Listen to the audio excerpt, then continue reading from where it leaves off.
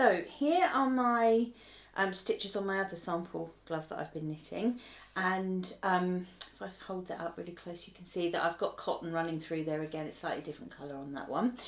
And what I'm going to do is I need to get those stitches back onto my needle so that I can knit them. And it is simply a case of going through, you see, and just picking them back up and putting them on the needle.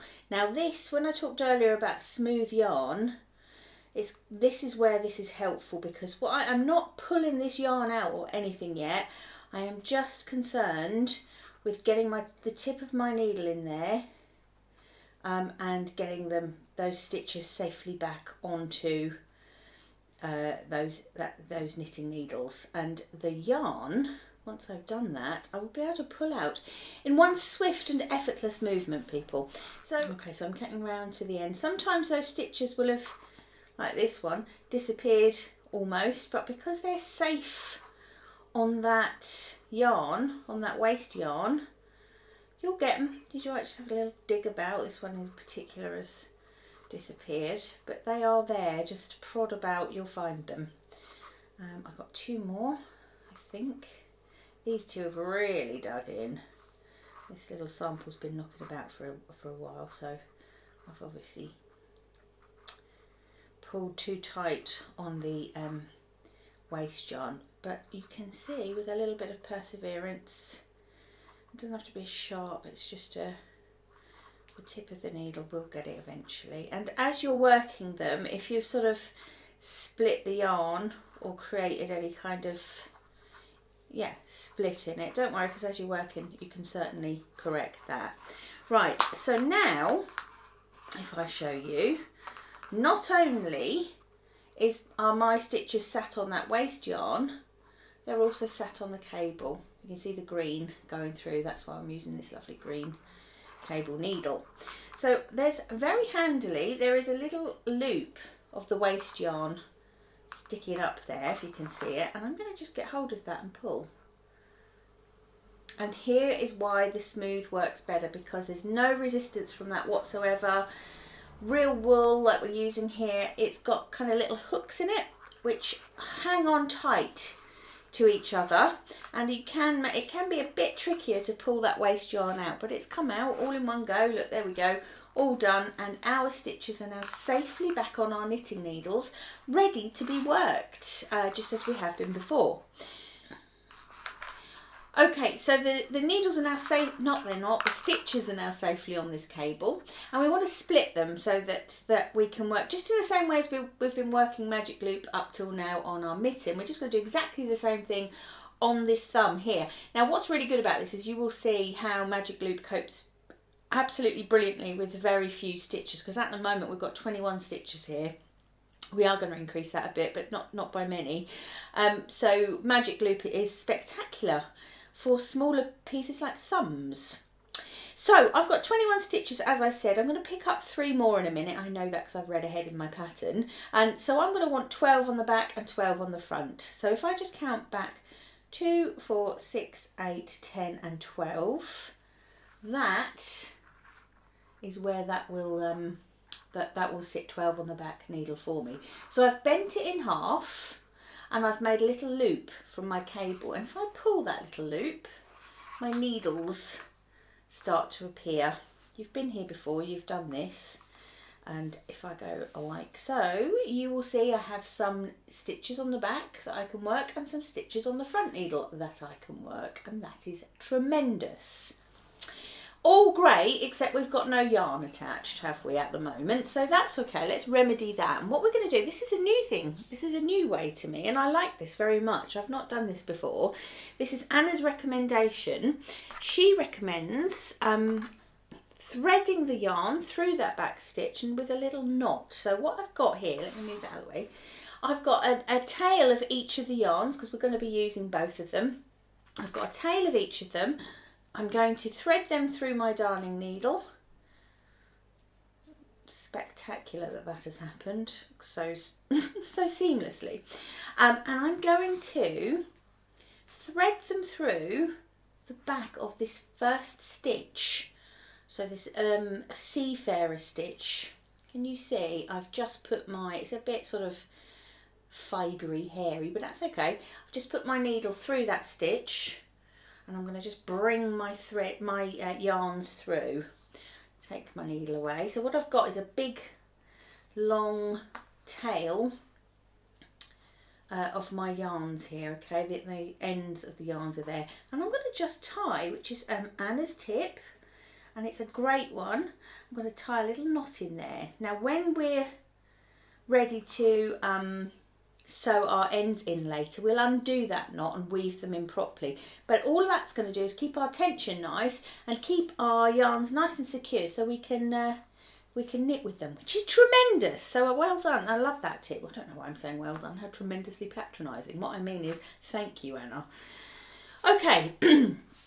We're nearly ready to go and start knitting, but not quite, because we need to do some picking up of stitches. If I carry on knitting this thumb up here, it'll be fine, it'll work, but we will have a bit of a gap between thumb and hand, and so picking up some stitches, which we're about to do, we'll avoid that a little bit. So I'm going to show you how to do that.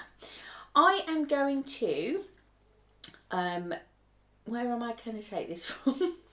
Yes, I'm going to take my back needle out.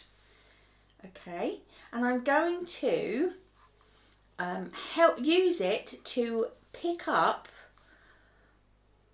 let me show you. Can you see, if I hold this way up, can you see these two lines of knit stitches? One's going up and over into the, I don't know, one front or back of the mitt, and the other one is going up and to the left of the front or back of the mitt. I'm going to start by picking up a stitch there, and what I'm going to do is I'm going to actually put my needle right under both of the V's of that stitch, so the V of that stitch, which means both legs of that stitch. All right, that is under there, that's nice and secure. Now, we know that our thumb is worked stripy, don't we? We know that we alternate our colours. I've got my wool in the wrong place.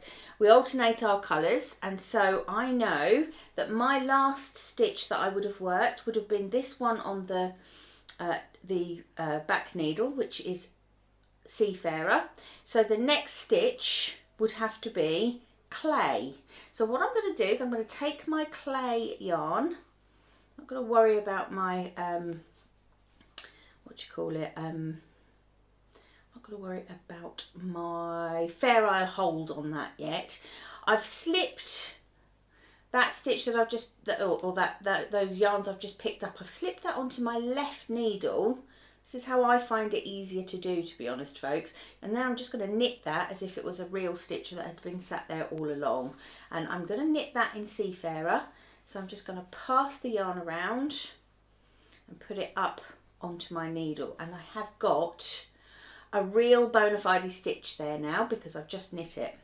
Okay, I'm going to do one more, and I'm going to do this one between those two lines of clay. I'm going to do, I'm just going to pick up two legs of a stitch that, or kind of bars of a stitch that sort of run in the middle of those two stitches.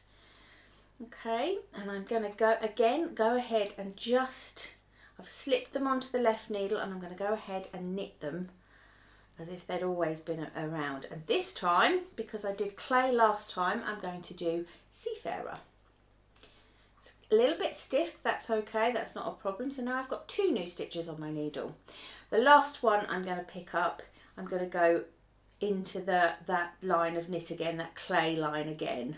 And you can see, you can't very clearly actually, just about see that I've put the needle under the two legs of that stitch. I'm going to slip it up onto my left needle, put that in the wrong way I think, and give that a knit. This time again alternating, going back to clay. Okay, and I've now worked 3 stitches. I've picked up and worked 3 stitches. So I've increased my stitch count. I've picked up between the thumb and the main body of the glove, and that should make that join nice and neat. That's the theory. We can look at that at the end in practice. Right, so I'm now ready to carry on working my thumb. We know that in this scenario, and in fact in many Fair Isle or Scandi mittens, you will see a stripy thumb as tradition, and that's lovely because you don't really need it, but we have got a chart to work from for it. It's all very straightforward until you get to round 16, which is when you do some decreases, but let's not worry about that for now. Let's just look at this chart. There really is nothing to it, is there? We know we've just got to alternate our two colours, and that is what we will do. The only important thing is to keep a note of how many rounds we're doing. So if you wanted to, you could place your stitch marker at the beginning of the round so you know when it starts. But to be honest with you, I know my round starts butted up against the glove, so I don't think I'm going to bother with a stitch marker. I'm just going to crack on and knit my thumb rounds. So just lovely stripy thumb for 15 rounds. This is round 1, we've already started. Stripy thumb for 15 rounds, and then we're going to meet at the beginning of round 16 and have a little look at decreases and finishing off the thumb.